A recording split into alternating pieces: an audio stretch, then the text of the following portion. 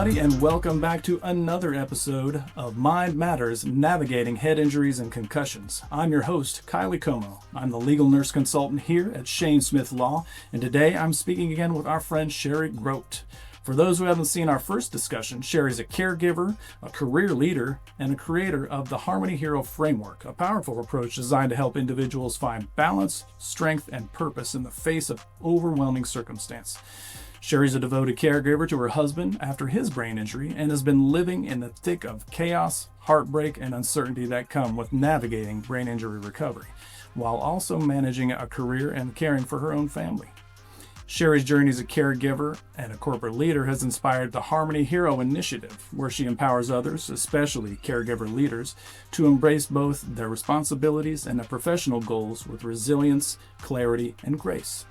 Sherry takes an open and honest approach in shedding light on the emotional toll and the unexpected beauty that comes from showing up for someone that you love while still striving to care for yourself. She offers encouragement, practical tools, and hope for anyone walking the path of caregiving while continuing to pursue their own purpose. Sherry, it's great to have you back with us today. It's great to be back. Thank you so much. So for the second part of our conversation, again, audience, if you didn't see the first one, go watch that. Let's move into the development of your professional and advocacy methodology and its impact with your mentorship work. Can you kind of explain the main components of the philosophy behind the Harmony Hero Framework? So I believe that when you're dealing with brain injury, difficult people at work, human beings in general, it requires you to have a very high emotional intelligence. You have to create alignment between departments, between relationships, between people at home. You need to be able to be the glue that kind of helps them all find alignment. You need to be very resilient in this life. It is just part of day to day because there's a challenge every day that you didn't expect and you have to find a way to bounce back.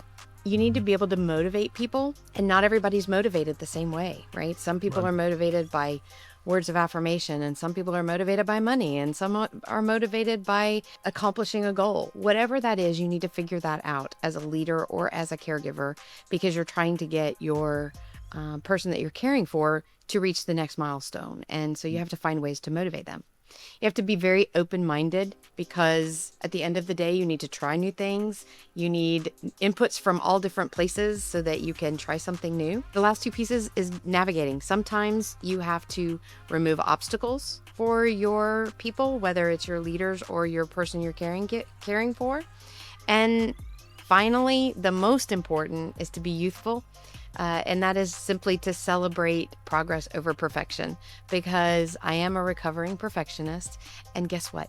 I'm not going to be perfect. So I have learned that, and I've learned to celebrate the progress that you make. So whether that's in the caregiving world and a milestone that's reached, or it's in your profession and you're leading a team and you accomplished a goal, it's something to be celebrated. People need that in their life.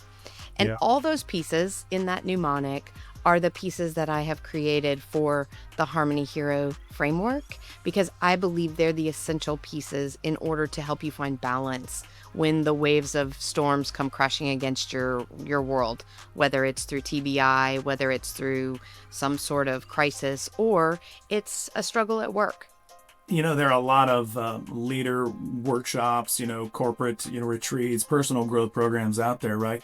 How does your framework, how does your approach differ from this kind of more traditional leadership or personal growth programs, even especially for those who might be caregivers? Absolutely. So I believe the thing that makes the differentiating piece for me is the empathy.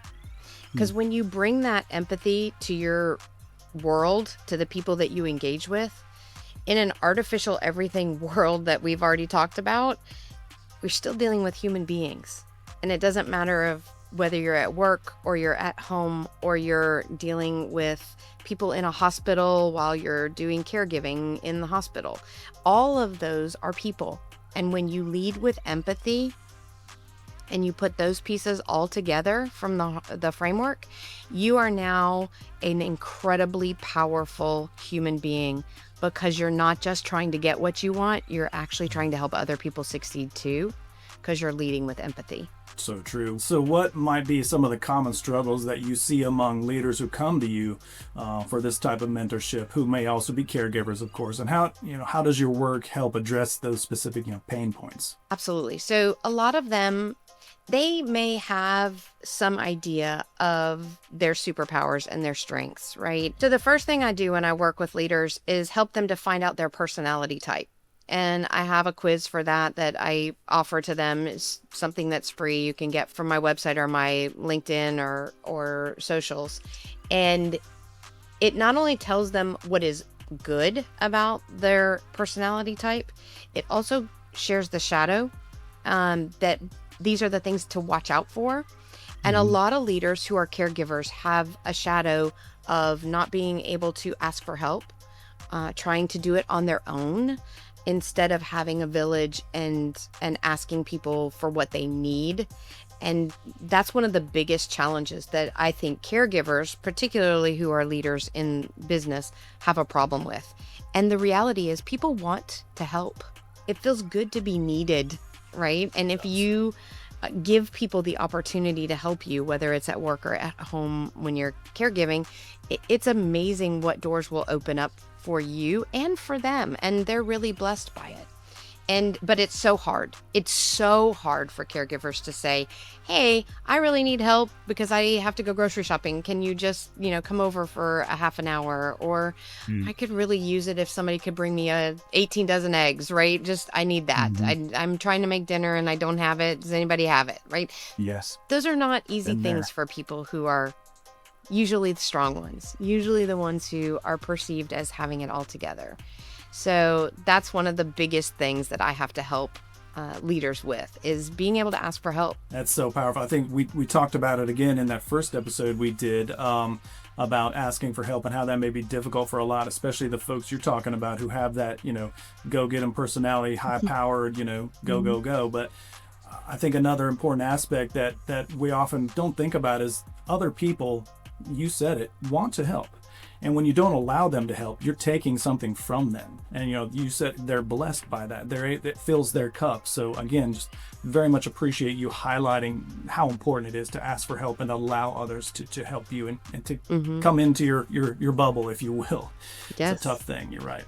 Is there a story that you have, maybe perhaps from somebody you've mentored, where applying the Harmony Hero principles made a tangible difference? Anybody that sticks out? Several. That's a great question. So. Who would I suggest back? So I think one of the ones that's most amazing to me, they are a caregiver who have adult children who are still struggling with addiction. Different type of caregiving than I have to give. Different types of emotional roller coasters and waves that are hitting them on a regular basis. But just by giving them space to talk about the challenges that they face, and B, being a coach that asks questions, not trying to give them the answers, because most of the time people have the answers. They just need somebody to help pull it out so that they see it from a different perspective. And this particular caregiver was able to realize that there is so much value that they bring to the table, and that they are not a failure because of the circumstances they're in. This is a fallen world and bad things happen. It just does. It doesn't mean that you did something wrong or whatever. And this person was able to change their perspective from more of a victim mentality to actually being a powerful person who can now take their story out and go help other people. And to watch that transition happen for somebody is so amazing. And it's such an honor to be a part of their journey, right? And I think that's probably one of my more favorite ones. I love that. And I think if people were honest, that's probably hits a lot closer to home for a lot of people, a lot more people than we'd be comfortable saying. So great one to share. Thank you. When especially talking about that scenario, adults, kids, I say adult children struggling with addiction. We talked a bit about, again, in that first episode, boundaries, self-care. How do you teach others, that person and your other clients, how do you teach them to balance being compassionate and still maintain boundaries and self-care? So in that particular circumstance, it is challenging because there are physical needs, there's emotional needs, there's financial needs, and you have to determine what is healthy for you so that you do not become half a person or a quarter of a person. You need to maintain your wholeness, and realizing that their life choices are going to have consequences. They just are. And so you have to figure that out. And sometimes that requires talking it through. Hey, what are the options? And which ones can you do? And which ones do you feel are going to give you the most peace? Because there is a huge difference between peacekeeping and peacemaking. And peacemaking is much more about finding the right boundaries and saying no to this because I'm saying yes to this. And it's okay for me to say yes to this. It's okay to say yes to me instead of saying yes to you. And that's another hard challenge. Caregivers tend to be in that mode of I got to take care of everybody else instead of taking care of myself. And so it's something that I have to work with them a lot. And the other piece is that's a challenge for that is finding time, right? When do I have time to this? Do I have a half an hour? Do I have 15 minutes? Do I have an hour? Do I have 5 minutes? What do I have and what can I do? That's a good, healthy boundary for me to go, hey, before I do this for you, I need to take care of me. And sometimes it's just taking a breath. Yes, so true, so true. So I'd like for you to kind of think about, kind of expand your view a little bit. In your experience, how might organizations or corporations better support employees who are also caregivers? They've come through your program, maybe they're going back to work. What would you say to the C-suites to implement some of these strategies? Absolutely. So I actually do work with HR leaders in helping to incorporate a culture that is welcoming and inviting for people who are caregivers. There are 73 million Americans right now that are caregivers, and it's only going to grow because we have the baby boomers as an aging generation, and caregiving isn't just about TBIs. I know that's where we've been and what we've been talking, but it's raising kids. It's dealing with sick, aging parents. It is TBIs and things that just happen, or heart attacks or whatever, right? There's a whole group of people, and it's only getting bigger as we go. They bring so much value in how you care for people and how you deal with people in the workplace. And so I would encourage C-suite leaders to support their caregivers, give them space. They will give you 180% if you will give them 5% of grace about not coming into the office, or they're working from here today, or they need a half a day just to get their life together. They will give you so much more if you will invest just a little bit in them, and the results will shine. And I believe that wholeheartedly. I think we're doing ourselves in business a disservice when we don't put value on what our caregiving personnel bring to the table at the office. 100% agree. Sherry, you've mentioned, and I think we talked about it in the intro even, unexpected beauty. So in looking back on your own journey, what are some moments of unexpected beauty or hope that have really stuck with you, despite the challenges? My favorite story is one that kicked off the Caregiver plus Career Chronicles that I have. And my kids, when my husband had his brainstem stroke, they were 8 and 11 at the time. So very young, and couldn't understand when Dad came home why he was angry and frustrated all the time. Now, as adults, we know trying to learn to do everything with one hand, walking differently because you hurt everywhere and your foot doesn't work right and you can't control your body, those are all really hard things. The fact that you're never going to be able to ride a motorcycle again, the fact that you can't do the things that you used to love doing, you're giving up all of that, right? So there's a whole struggle going inside of the actual person who had the injury. but the rest of the family still has to deal with that person in some form or fashion. One particular day, I don't understand why Dad's angry all the time. I just don't understand. And I came up with this idea, and I duct taped their arm, because, that's what we do. Yeah. I duct taped their arm to their body, and I told them, go brush your teeth, go make a peanut butter and jelly sandwich, go tie your shoe. And what proceeded after that was, 45 minutes of whining and complaining about how they couldn't do whatever. And it was horrible for me. Like, it was not a fun 45 minutes for me, but I kept pushing through and like, go do it. You just go figure it out. And then we had an open, honest conversation after that 45 minutes. And I took the duct tape off and I said, you can now go do all those things the way you did them before. Dad cannot. That example taught the kids empathy. It didn't change the circumstances.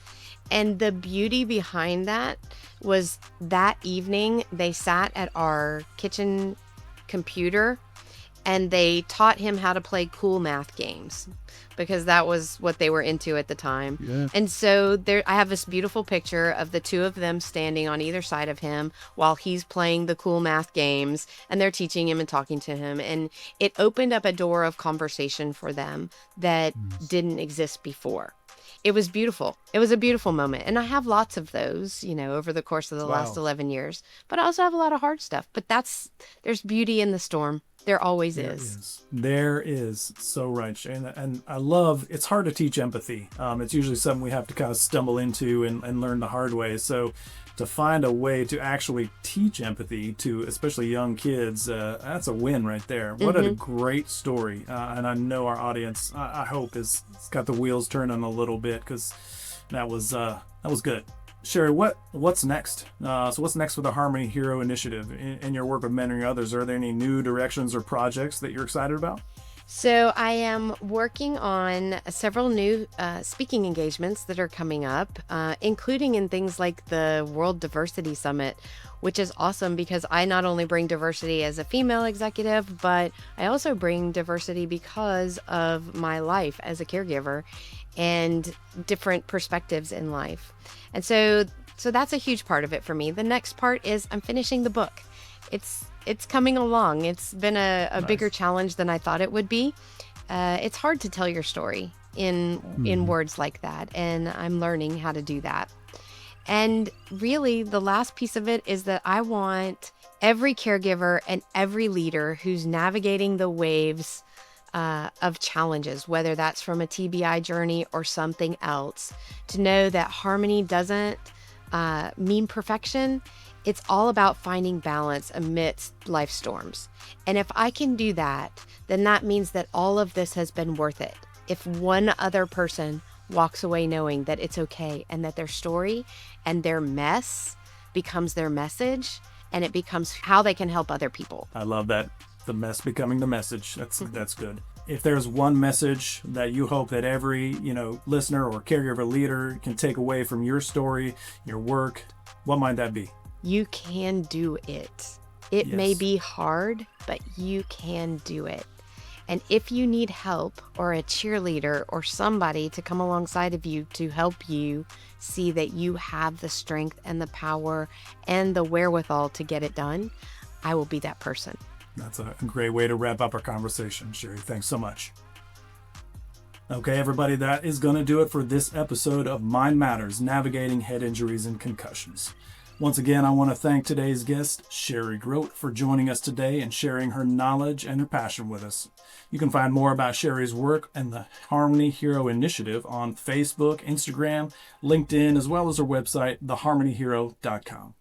I hope that our audience has enjoyed this enlightening discussion and is leaving with a real appreciation again of living, loving, and thriving in the midst of a brain injury. Please don't forget to hit the like button, subscribe to our channel, keep up with our latest content, leave us a comment today to let us know what you thought of our conversation. And as always, remember, if you're in pain, call Shane at 980-999-9999.